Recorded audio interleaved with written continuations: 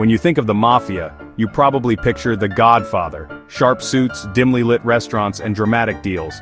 It's an image that's been burned into our minds by decades of Hollywood storytelling, where every mobster is a mastermind, and every meeting is a scene straight out of a movie. But what if I told you that the real Mafia story is nothing like the silver screen? The truth is far more complex, gritty, and surprising than you might expect. Hollywood made the Mafia look glamorous, but the real story is far more chaotic and raw.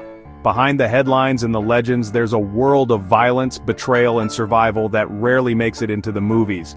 The Mafia's rise wasn't about style. It was about power, fear, and the struggle to control a world that was often out of control. The Mafia's roots aren't in New York boardrooms, but in the dusty fields of Sicily, where survival was everything. In these harsh landscapes, families worked the land, facing threats from bandits, corrupt officials, and a government that offered little protection. Life was tough, and people had to rely on each other just to get by. It started as a way for ordinary people to protect their families and farms when the government failed them. The Mafia began as a secret network, a brotherhood formed out of necessity, where trust was everything and betrayal could mean death. These early mafiosi weren't criminals in the way we think of them today. They were protectors, enforcers, and sometimes, the only law that mattered. Bandits, corrupt officials, and poverty created a world where only the toughest survived. In this environment, the Mafia's code of silence and loyalty became a way of life. It was a world where justice was personal and power was taken, not given. The first mafiosi weren't movie villains. They were desperate, clever men who built power from chaos.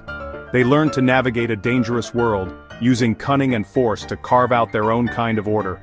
Over time, their influence grew, and their reach extended far beyond the fields of Sicily.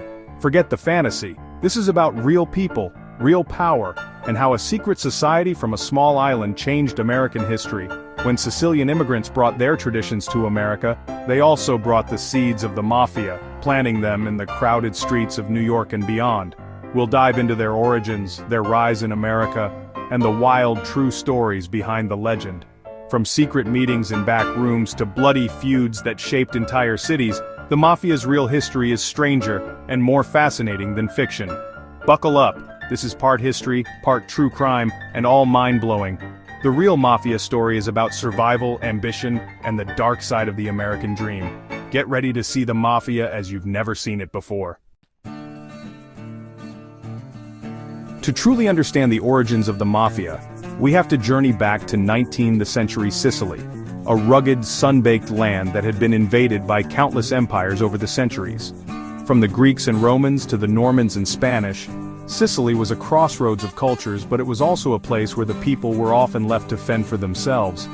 Despite all these conquerors, Sicily was ruled by no one in any real sense. The official rulers were distant, corrupt, or simply uninterested in the daily struggles of ordinary Sicilians. So, Sicilians learned to trust only their families and close friends. The government was seen as just another threat, unpredictable, unreliable, and often predatory. When the old feudal system finally collapsed, it left a power vacuum. Chaos reigned in the countryside, bandits roamed freely, and the government was powerless to stop them. Lawlessness became the norm. In this dangerous environment, local tough guys, men with reputations for strength and cunning, stepped up. They offered protection to their neighbors, but always for a price. These men became the unofficial mediators, enforcers, and judges in their communities. They settled disputes, enforced their own rules, and became the real law of the land. This was the seed of the Mafia, a shadowy network built on loyalty, fear, and a fierce sense of self-reliance.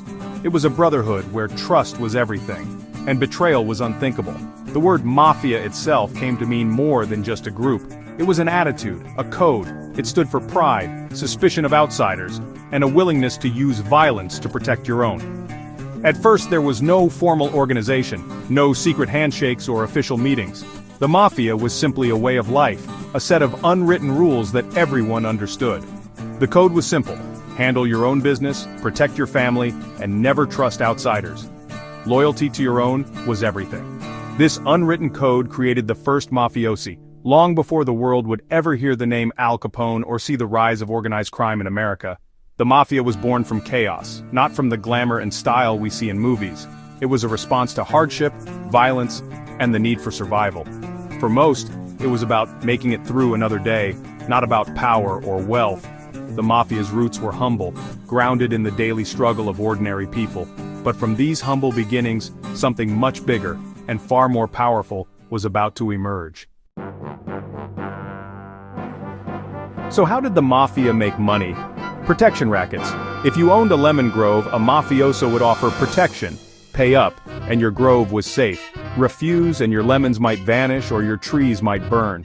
It was extortion disguised as security, but in lawless Sicily, it worked. They controlled water, jobs, elections. Every major transaction went through them. Disputes? Forget the courts. The Mafia boss was judge and jury. Their power rested on omerta, the code of silence. No one talked to the authorities, snitching meant death. This wall of silence made the Mafia untouchable. They became a shadow government, more effective than the real one. The Mafia was everywhere, woven into daily life. Fear and respect kept them in power, and their influence was only growing. Why did the Mafia come to America? Opportunity. In the late 1800s, millions of Italians fled poverty for the US, and the mafiosi came with them. In cities like New York and Chicago, they found their own people, isolated and distrustful of police. The Mafia offered protection at a price, just like in Sicily. They ran rackets on shopkeepers, controlled unions, and even monopolized artichokes. Their early American version, the Black Hand, sent threatening letters demanding money, pay, or face bombings and kidnappings. They preyed on their own, but also built the foundation for a criminal empire. Block by block, they took over neighborhoods. The Mafia's American story was just beginning. And soon, the US government would hand them their biggest opportunity yet. Enter Prohibition. Prohibition was the Mafia's jackpot, a once-in-a-lifetime opportunity that would transform small-time criminals into criminal empires almost overnight. In 1920, the United States banned alcohol, hoping to create a more moral society, but instead the law backfired spectacularly. Overnight, a billion-dollar black market was born, and the thirst for booze only grew stronger. The Mafia had everything they needed: organization, muscle, and the right connections. They stepped in to supply alcohol to a nation that refused to give up its favorite vice, quickly becoming the kings of the underground. They smuggled liquor across borders, ran secret speakeasies in every major city, and made fortunes that would have been unimaginable just a few years earlier. Al Capone, the most infamous gangster of them all, turned Chicago into his personal empire. At the height of Prohibition, he reportedly made the modern equivalent of over $1 billion a year, money that bought him luxury, power, and fear. With all that cash came real power. The Mafia bribed police officers, judges, and politicians, making sure the law looked the other way while they ran the show. City governments, once trusted to uphold the law, were now on the Mafia's payroll. Corruption spread from the streets to the highest offices. The Mafia evolved into a national network, more corporate and sophisticated than ever before, with bosses coordinating crime across state lines. Prohibition turned street thugs into criminal CEOs, running their operations like Fortune 500 companies. Except their business was crime. For 13 wild years, America partied in secret and the Mafia cashed in.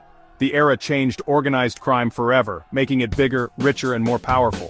When Prohibition finally ended, the Mafia didn't disappear.